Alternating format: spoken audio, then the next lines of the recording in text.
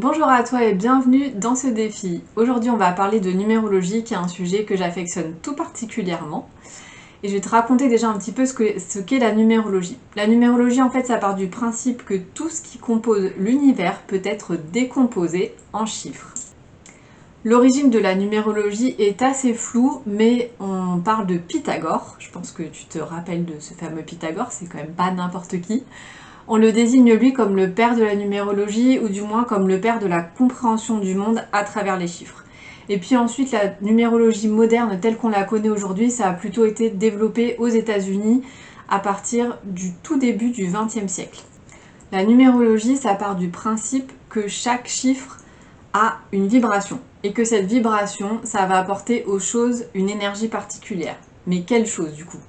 Et ben, en fait, en numérologie, on attribue à chaque lettre un chiffre, et du coup, on va pouvoir faire des calculs et attribuer une énergie particulière à un prénom, à un nom de famille, à une adresse et même au nom d'une entreprise.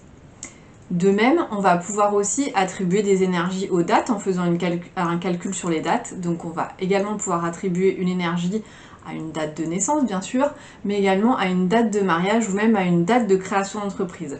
Je connais même des personnes qui consultent des numérologues pour savoir à quelle date créer leur entreprise pour que les énergies soient meilleures, ou encore qui regardent si le nom de leur entreprise vibre sur une bonne énergie.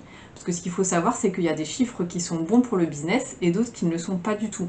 Des chiffres qui sont bons pour l'union, d'autres pour l'harmonie, d'autres pour l'introspection, d'autres pour l'abondance justement, d'autres pour le côté humanitaire. Donc voilà, du coup, comme chaque chiffre a une vibration, du coup, en fonction de la vibration qu'on veut apporter à son business, on peut également du coup faire attention au nom qu'on donne à son entreprise et à la date de création de son entreprise.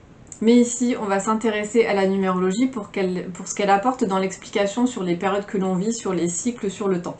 En effet, selon la numérologie, on vit à travers des cycles de 9 ans.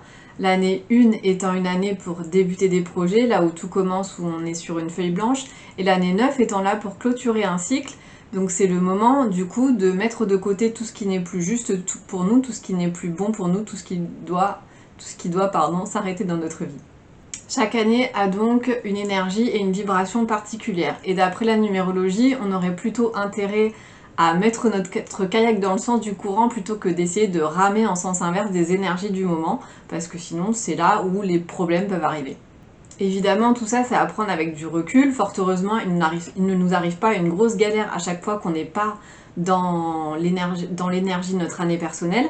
Néanmoins, s'il y a une année où tu te sens pas très bien, je t'invite à aller voir dans quelle année personnelle tu étais et tu pourras voir si l'énergie correspondait bien à l'énergie que tu devais envisager pour cette année-là. Allez, on va rentrer dans le vif du sujet. Donc, je vais t'expliquer comment calculer ton année personnelle. Il te suffit de prendre ton jour et ton mois de naissance et de les additionner pour les réduire à un seul chiffre. Par exemple, imaginons que tu es né un 26 décembre, cela donne 2 plus 6 plus 1 plus 2, ça fait 11, on le réduit à un chiffre donc ça donne 2.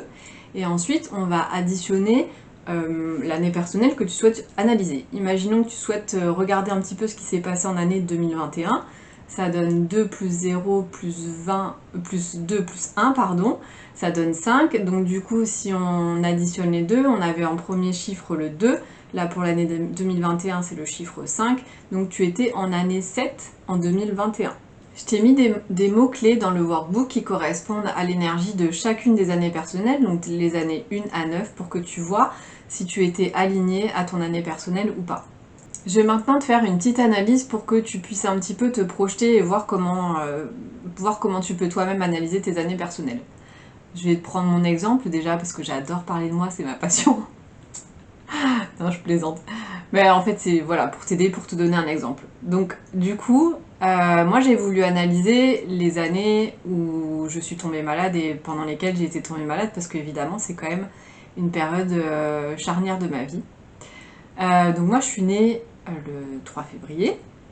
Donc, du coup, ça fait 3 plus 2 égale 5. Et je suis tombée malade en 2020. Donc 2 plus 0 plus 2 plus 0, ça fait 4. Donc 5 plus 4, je suis tombée malade en année 9. L'année 9, comme je te l'ai dit tout à l'heure, c'est l'année pendant laquelle on doit clôturer des cycles, on doit mettre fin à des choses qui ne sont pas alignées avec nous.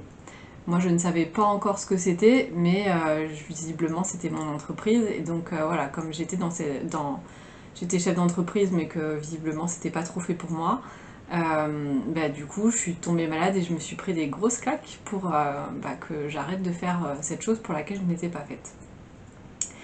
Ensuite, en 2021, donc j'étais en année 1, donc c'est là où on commence des nouveaux projets. L'année 2021, du coup, a été un petit peu plus facile pour moi, même si j'étais encore très malade, mais parce que j'ai commencé à poser les premiers jalons pour créer une vie qui me correspondait beaucoup plus. Et donc, j'ai commencé à écrire mon livre sur le Covid long. J'ai commencé à imaginer un petit peu des ateliers d'introspection par l'écriture. Donc voilà. Et ensuite, en 2022, là j'étais en année 2. Donc l'année 2, c'est celle où on se repose, où on prend soin de soi et on fait de l'introspection. Alors côté introspection, j'étais pas mal. Par contre, côté repos, prendre soin de moi, bah, c'est ce que j'ai fait parce que j'avais arrêté mon entreprise à ce moment-là. Mais malgré tout, ça reste quelque chose qui est difficile pour moi. Donc ça a été une année où j'ai dû un petit peu me forcer à me reposer. Ça n'a pas été facile, même si j'avais l'impression de faire 10 000 choses de moins que d'habitude. Ça n'a pas été si facile pour moi. Par contre, l'année 2, c'est aussi une année où il faut beaucoup aller se ressourcer au bord de l'eau. À vrai dire, je ne le savais pas à l'époque que l'année 2 était liée à ça. Et pourtant, je suis beaucoup allée à la mer en fait cette année-là, mais genre j'y allais je crois toutes les 2 semaines. Et c'est vrai que quand j'étais au bord de la mer, je me sentais beaucoup mieux, j'avais beaucoup moins de symptômes respiratoires notamment.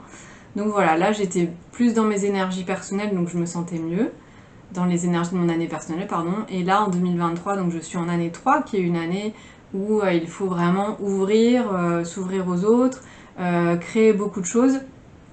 Et là, justement, je suis en pleine création de plein de supports, donc je me dis que je suis bien dans mes années personnelles, du coup, ça devrait bien se passer.